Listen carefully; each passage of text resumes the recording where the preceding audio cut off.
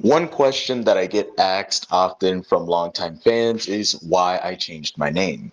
For those unaware, before I went by Combo Heaven, I used to go by Combo God Gaming. There are two reasons for this. The first reason I changed my name was merely due to branding myself as a group channel where I consistently collabed with additional combo artists to create collaborative combo videos with higher quality. So changing my name to the name of my community rather than my personal alias better reflected that.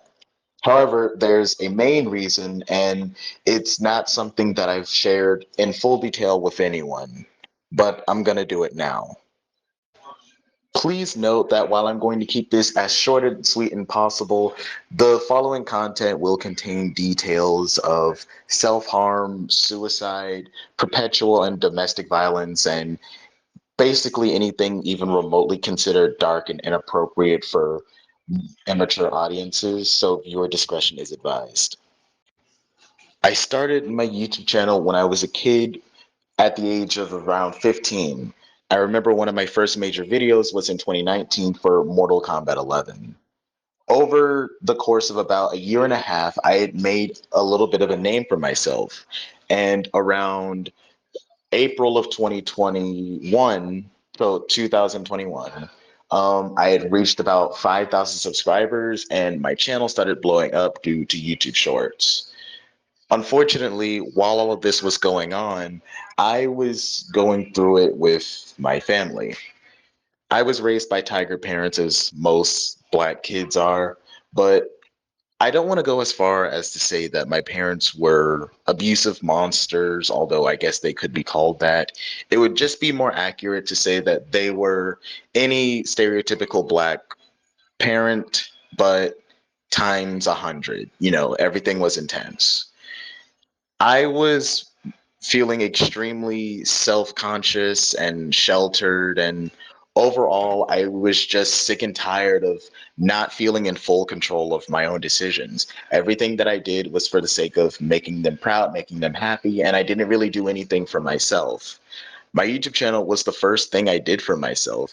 And anytime I slipped up even a little bit with anything else, especially involving school or grades, not only would that be cut, but I would be severely physically punished.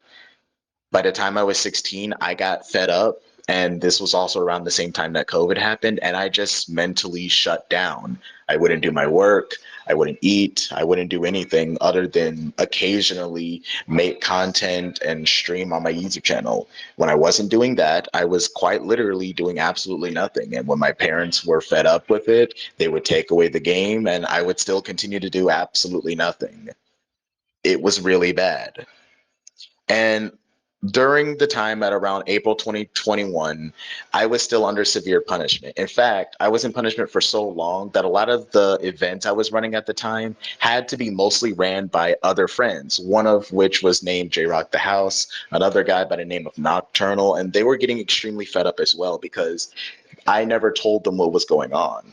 I basically just said, hey, I can't run my event. Can you do it? And they would just deal with it. And obviously, it was getting to a point where they no longer wanted to do that anymore. So I needed to figure out a way to run an event without having to physically get on the game. So I decided to host a $1,000 combo competition. Things didn't go well. First of all, the event itself was very poorly run, but that can just be forgiven due to my young age and not being particularly well versed in hosting events in the first place. The major fault was that when the event was over, I was unable to provide the winners proper compensation. And I've done multiple things in the process of the event to try and avoid that responsibility. But not because I didn't have the money, I did. I wish I was just making that up. No, it's because it was taken from me, for lack of a better word. You see, because I was a minor and was raised by sheltered parenting, I knew nothing about the real world. I didn't know I could just go on an app and make a bank account. I didn't know it was that easy. So, for the majority of my YouTube life cycle at the time, all of the money I was making was going to my father's account, and he would decide when, if at all, I would receive the money that I had earned. And whenever things were heating up, he would hold my money hostage and sometimes just spend it on whatever he felt like spending it on because it was his account, even if it was my money. He found out that I was running a tournament behind his back using the laptop that he didn't take and the phone that he didn't take, and he went berserk. We got into this big fight. I may have broken a few bones, and he basically was like, yeah, you're not doing this shit. So the right thing to do is to come clean about everything that's been going on behind the scenes for almost a year and a half now, and unfortunately break the news that I was unable to finish the tournament. I didn't do that. Instead, I tried to bullshit my way out of the situation. You see, my younger brother is actually a Mortal Kombat player. I don't know if he plays it anymore, but at the time, I was teaching him how to play the game, and he actually participated in the tournament. I won't reveal his real name because that's private, but his official alias was True Raiden Fan. I thought if I had declared his submission the winner, my dad would give Alec, sorry, I almost said his name. My dad would give True Raiden Fan the money.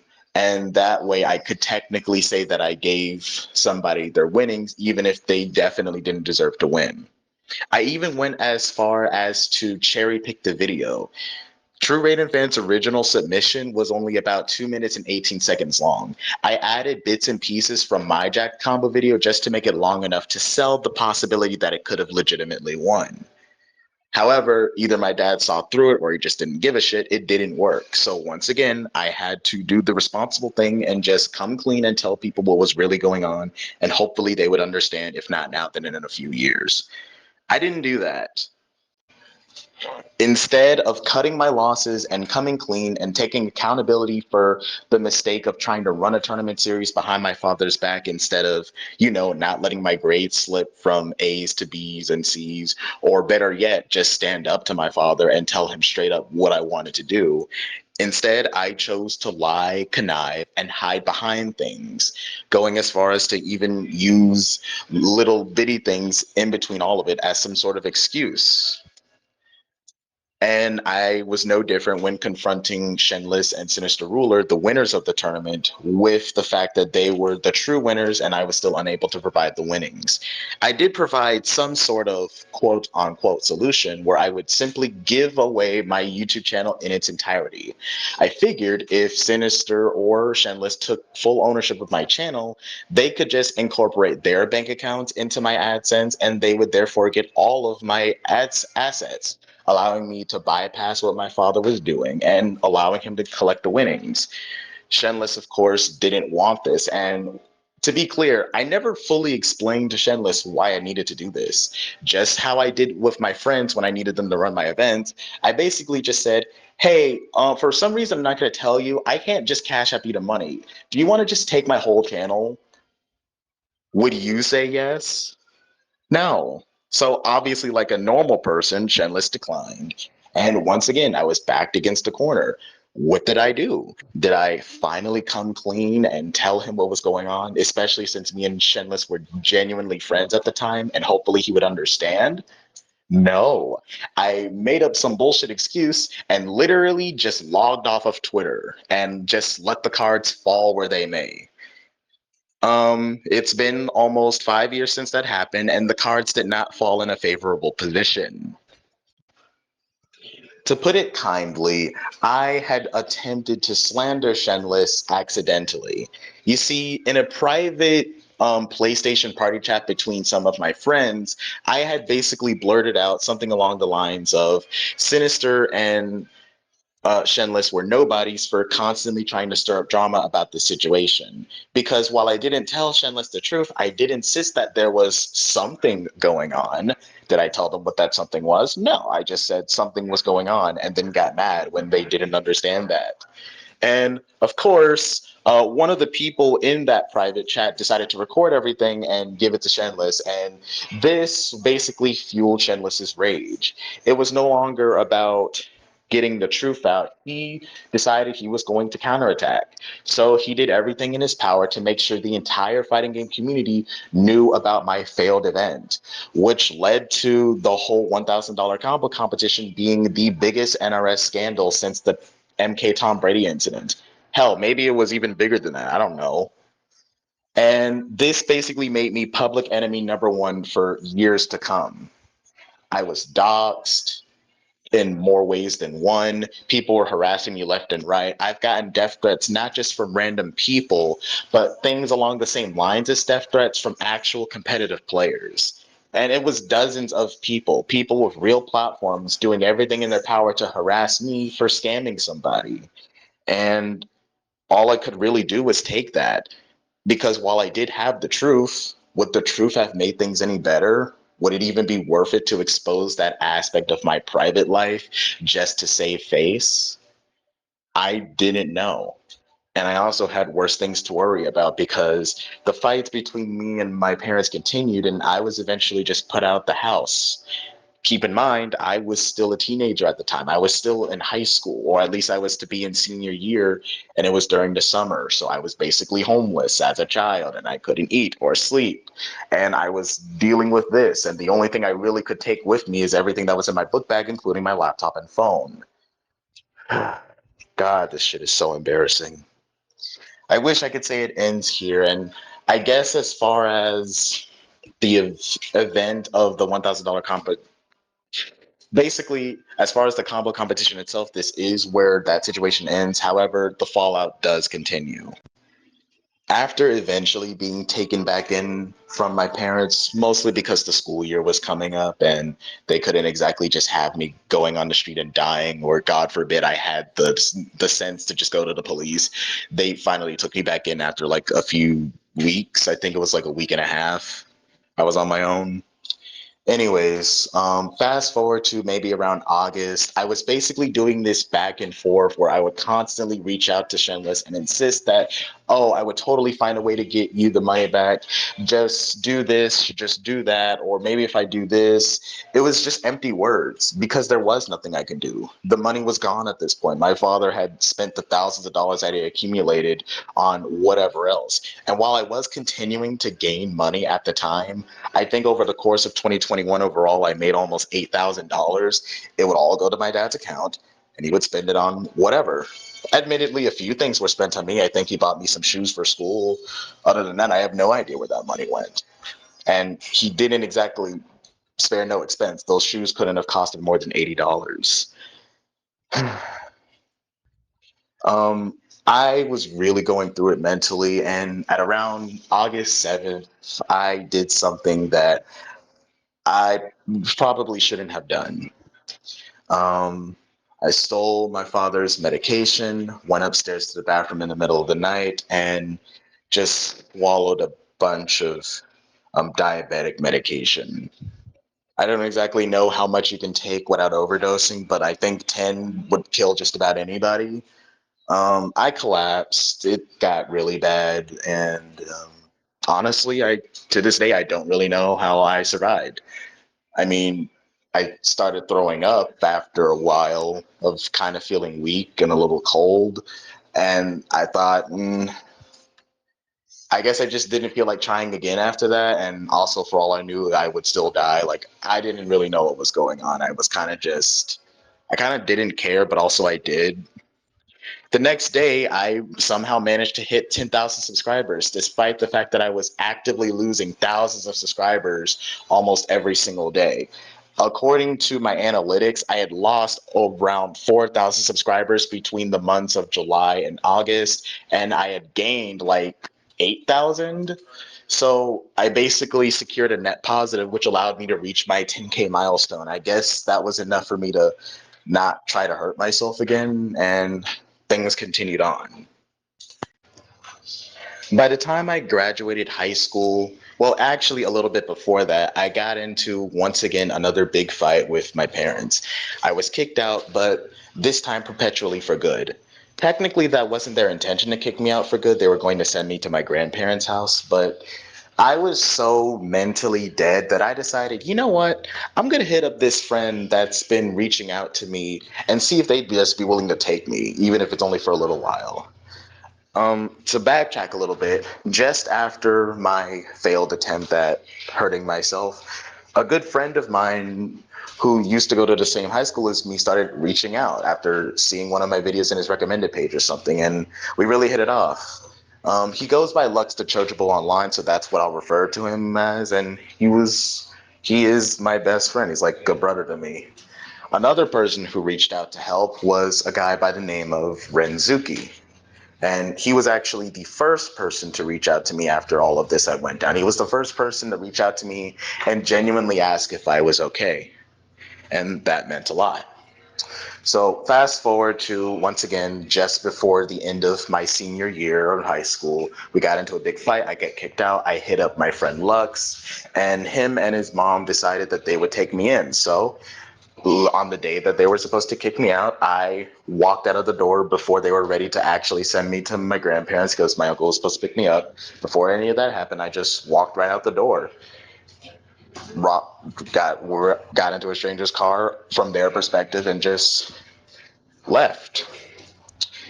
To this day, I am not on great terms with my parents.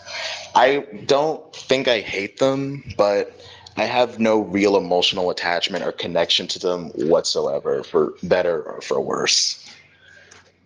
I genuinely don't know if it's a good thing or a bad thing that that's the status of our relationship, especially considering that my father's health is rapidly deteriorating and he'll probably be dead within a year due to his heart condition.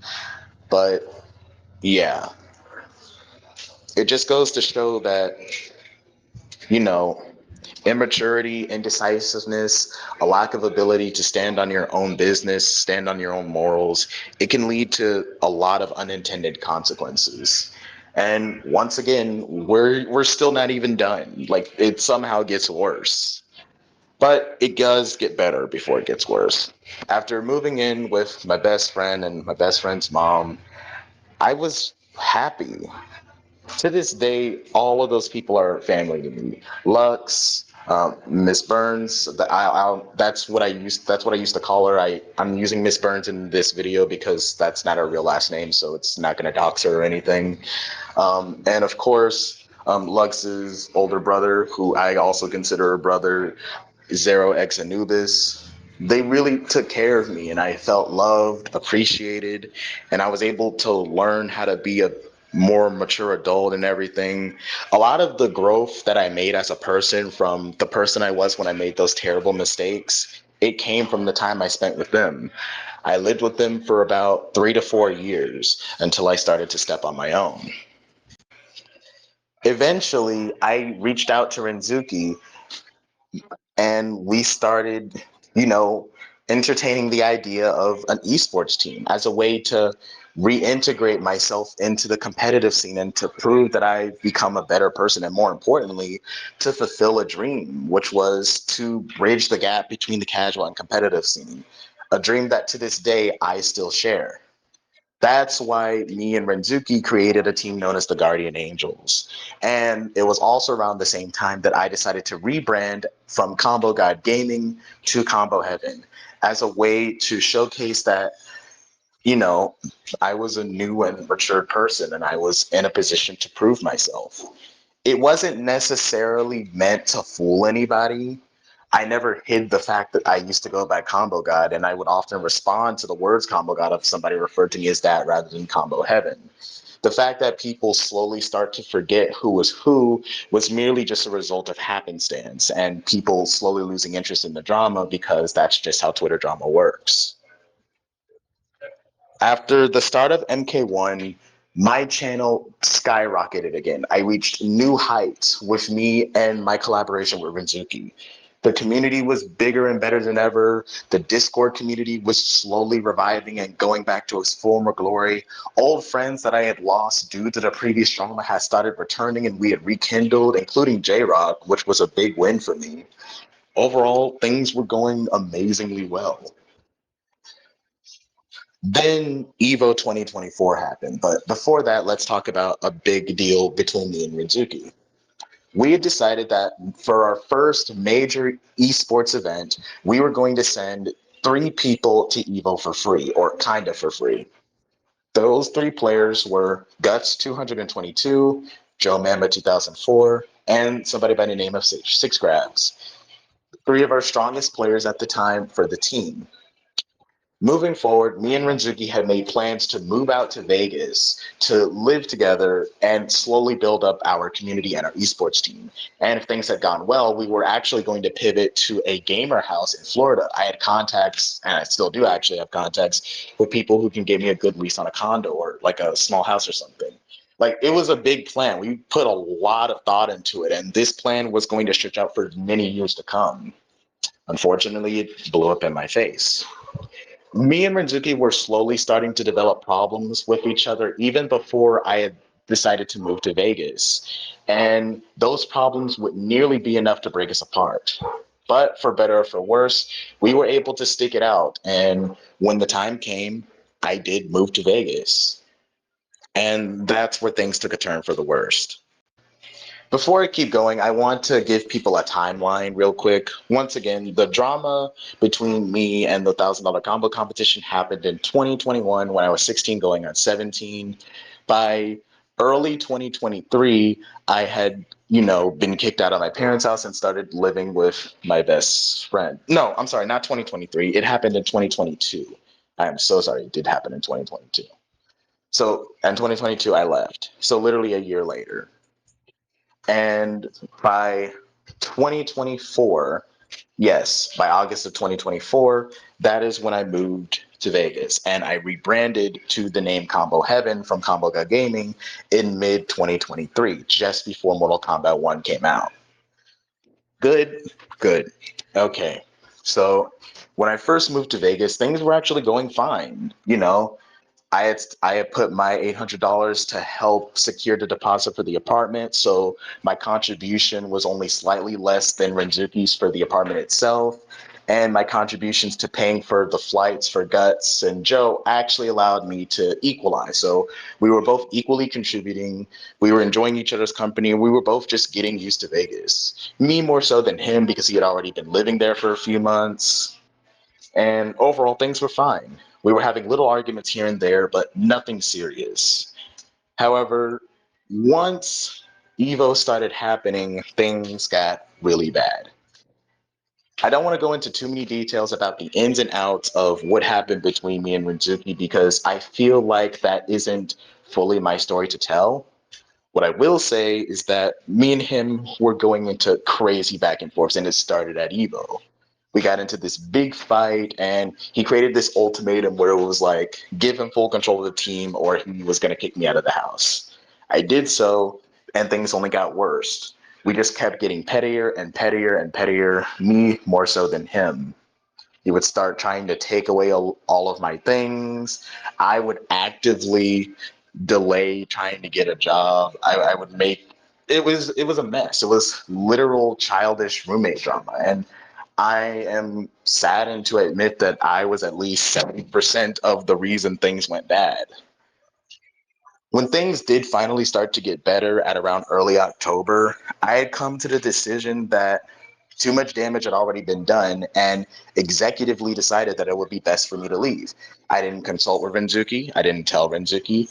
I just left with the precipice that it was just going to be a visit and I didn't come back. I left him high and dry and put him in a very bad position. It is easily one of my biggest regrets. And I did it not because I was trying to hurt Renzuki, but because I thought by leaving, I was somehow making things better. But all I was really doing was running away from my problems, the problems that I created, the problems that I had a responsibility to rectify. But I didn't do that.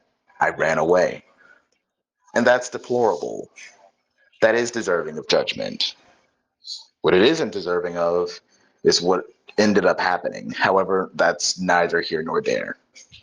All that you need to know is that after all of this went down and I went back to Atlanta, which is my hometown, things took a turn for the worst yet again.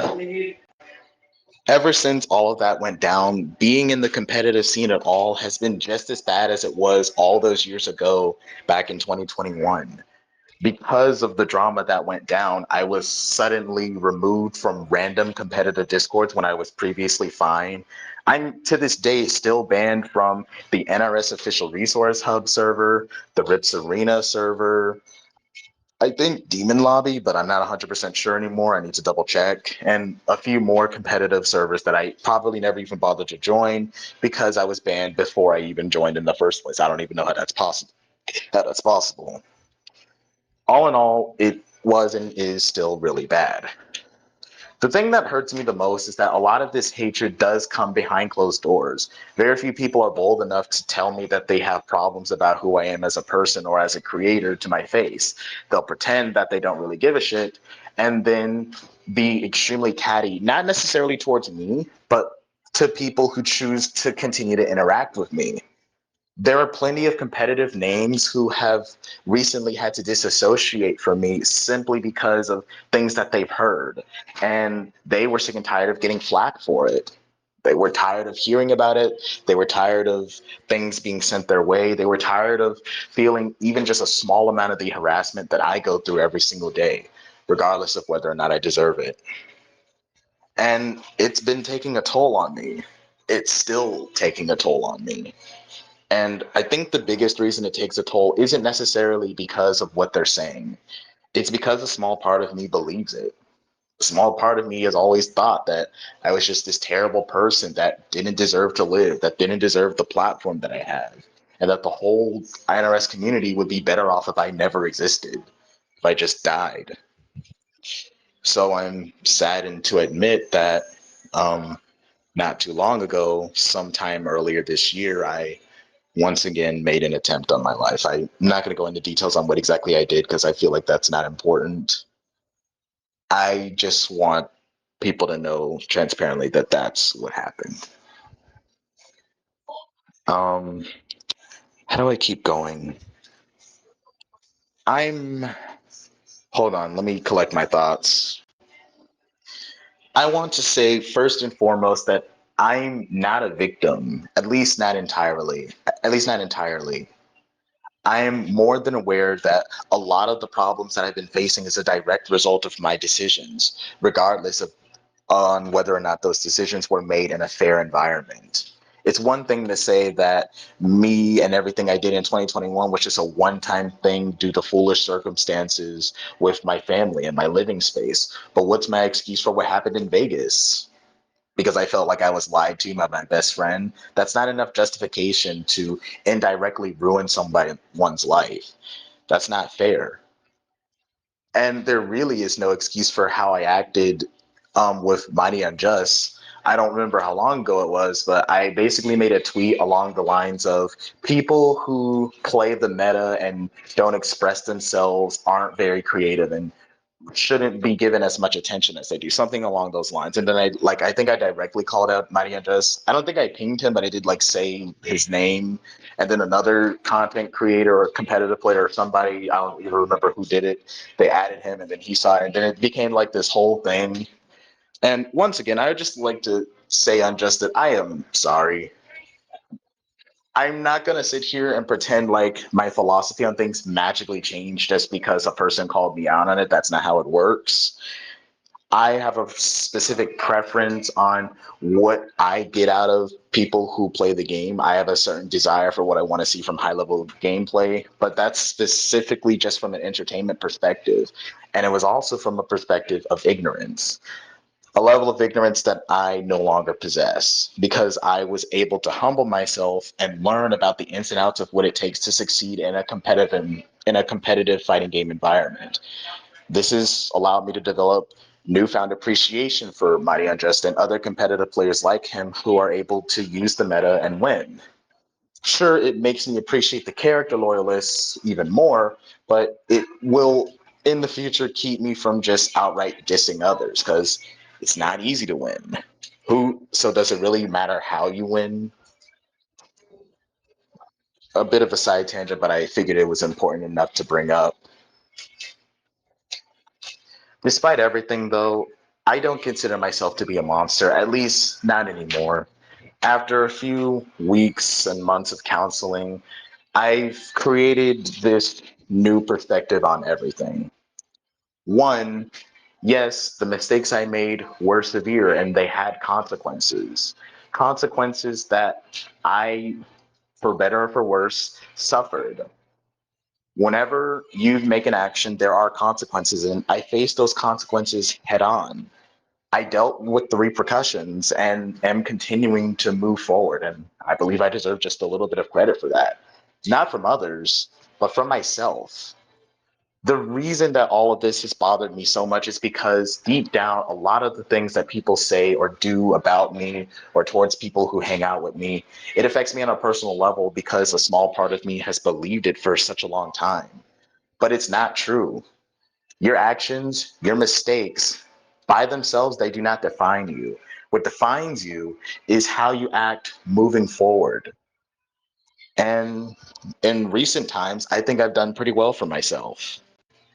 Life is nothing but a series of mistakes, especially when you're my age. I'm only 21 years old, and I'm probably going to continue to make a lot more mistakes in many different ways. And from those mistakes, I'll learn even different lessons. And that's how you develop growth and maturity. That's how it works. There's no easy way around it. There's no way to become a better person, to become a more wise and responsible person without fucking up. That's how you develop that experience. If you meet somebody who's like just perfectly well put together and they claim they haven't made mistakes before, they're lying to your face. Humans aren't AI. We don't intrinsically know the right ways to do something, the right ways to go about something without experiencing the repercussions of doing things the wrong way, without keeping an open mind. That's just how humanity grows and progresses. The internet, and by extension, the platform that I hold, has most likely been a direct contribution to my failure to realize this for many years to come. I've been so focused on my self-image and my outward image that I lose sight of the purpose that a lot of these mistakes have. And that has resulted in poor self-esteem and even more poor mental health. And more importantly, I've allowed that poor mental health to fuel future life decisions, which not only derails myself, but derails others. One could make the argument that I only made the decisions I did with Renzuke because I didn't fully process, move on, or talk about what happened between me and Shenless, and vice versa. History is bound to repeat itself if you don't acknowledge it and learn from it. And I guess it just took 4 years of suffering, death threats, doxing, and anything in between for me to finally come to that conclusion. Ultimately, despite all of the mistakes I made, I think I am confident in saying that I do not deserve the level of harassment that I to this day still receive. It's not right in my face anymore like it used to be, but so many people behind closed doors will diss me, disrespect me, and say whatever it is they feel like saying just because they can, regardless or not whether it's true. That's just how hatred works, especially in the YouTube space. As a content creator, you're seen as entertainment first and a person second, if at all. So a lot of people don't particularly feel bad about calling out the stupid things that creators do by dismissing and devaluing their character, calling them things like monsters and saying that they should kill themselves. It doesn't even just happen to me. There's a bit like I'm so sorry to call somebody out for this, but this genuinely disgusted me. Like, there's this one YouTuber like Koizi who just constantly posts really demeaning screenshots about True Underdog Gaming for some reason, like a big YouTuber. And it's not even just them. A lot of like competitive players just diss True Underdog for no reason that he deserves. He's by no means a bad person by any spectrum of the wind. Yet he gets almost as much flack as I do, maybe more. Sorry, I just needed to quickly go into that side tangent. People who do that, go fuck yourself. You're like actually an asshole. Anyways, the point I'm making is that despite all of the mistakes I've made, I don't deserve the level of harassment that I receive. And more importantly, the people who choose to associate with me definitely don't deserve the harassment they've been getting. I'm not going to name names, at least all, not most of them, but there are so many people who have gotten flack for associating with me. Hell, even when me and Renzuke were at our best, Renzuke was constantly being harassed by competitive players just for associating with me. And those same competitive players are cool with him now that he's not around me. That's so incredibly fake and disgusting. If you're going to diss this person for daring to hang out with me, but now you want to be friends with him because he's no longer around me, go fuck yourself, bro. You're an asshole. Why aren't these people being called out? Anyways, the reason I'm even making this video is because it's been in the back of my mind for an extremely long time. And I think part of the reason my mental health deteriorates is because I don't talk about it. And I feel like just by saying something, by putting it all out there, I can really start to heal and just move forward and move on. And based off of the progress of this recording so far, I think I was correct in my hypothesis because right now I feel a lot better than I have been in a long time just by talking about it. I think anybody that's going through something can benefit from just talking about it. There is one more thing I have to say though. There was a point where I was almost ready to just drop the video once again because there have been multiple times in my life where I would start scripting this out and I would just change my mind last minute. But just today, two things happened. One, a a really good person that I look up to in the fighting game community went to me personally and said that they could no longer associate with me because of all the drama tied around me. This happened literally as of me recording this video, so it is currently August 7th. Yeah, it's happened today. And then in like the same 10 minutes, I got a response from a tournament organizer. Not the tournament organizer, but I'm not going to name the specific tournament series, but like, okay, so let me actually backtrack. Not too long ago, like very recently, I recently collabed with somebody by the name of Tandemonium, a TikTok creator for the fighting game community, to create a new tournament series. I started pitching the idea of running a short ad about the event to other event organizers, one of which was Vape Coach, and he actually was keen about the idea. Then I reached out to another tournament series. So I guess you could say a quote unquote bigger tournament series. Not going to name the name because that doesn't add anything to the story. But not only was I declined, but the person I talked to, who wasn't the actual host, just somebody who has authority within the administration, they basically said that nobody in their right mind would ever promote an event that was hosted by me.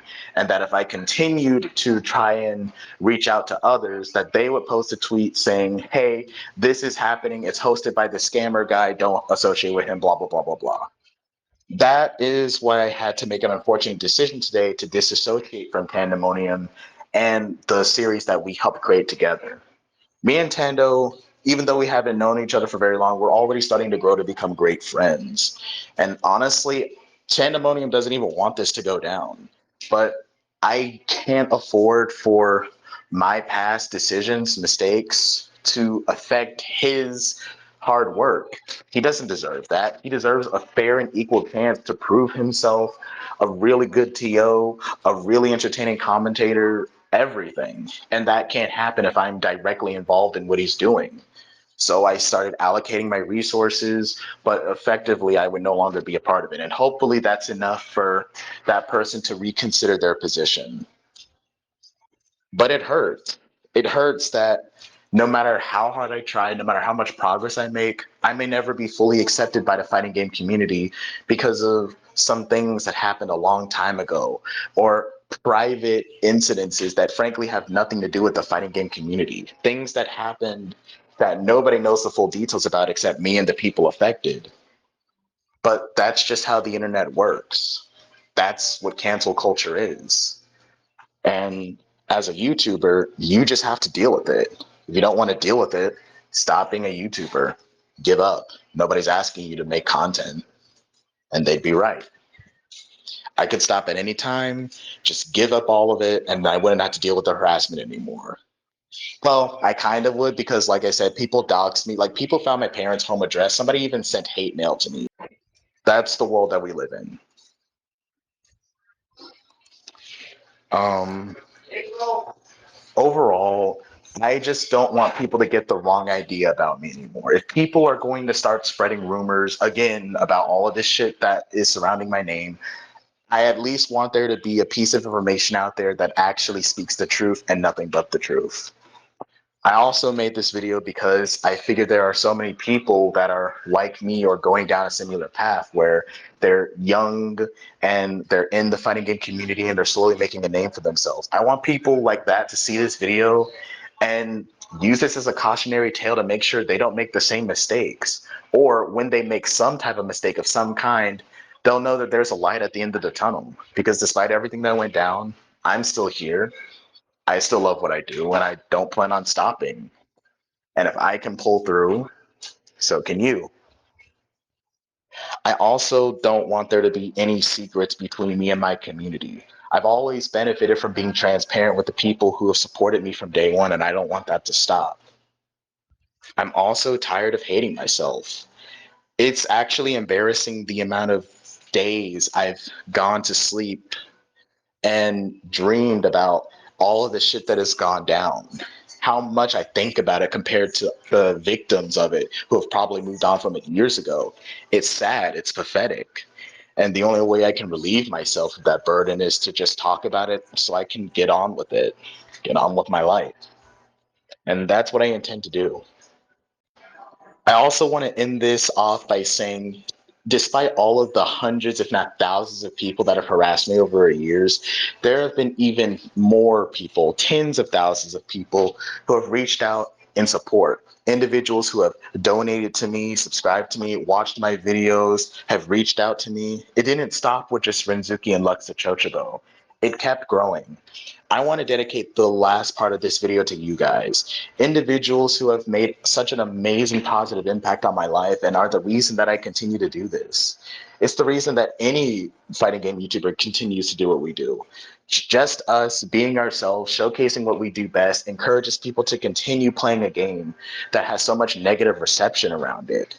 People don't talk about how the game was poorly ran or this or that. They're just focusing on swaggy combos. They're focusing on fun. That's exactly why my channel exists. It's for those people who just want to have a good time and push the limitations of what you can do with a game, because that's what high level gameplay is, pushing limitations. It's not just meta. That's what I want people to see when they look at my channel. I don't want them to see the drama. I don't want them to see the nonsense. I don't want them to see the bullshit. I want them to see some swaggy ass combos, and I want them to start learning some swaggy ass combos too.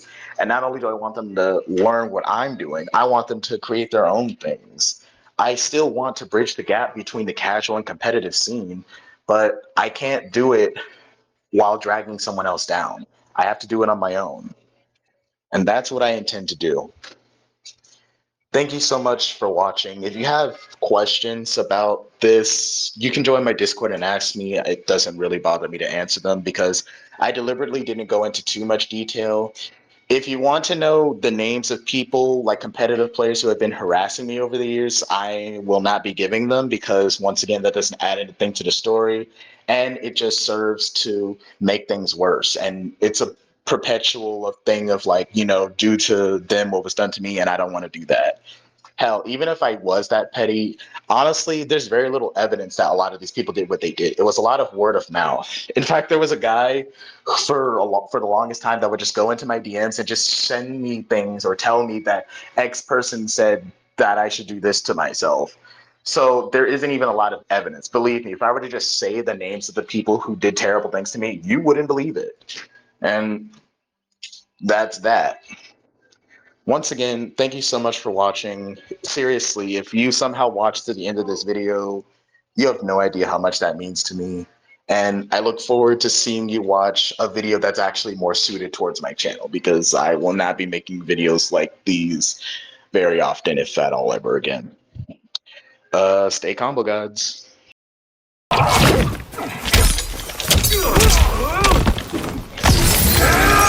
Yeah. Oh, okay.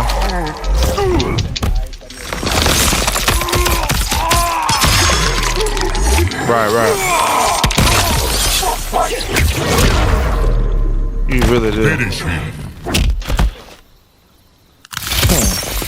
Yeah, you got a pretty good Sub-Zero though. Sub-Zero.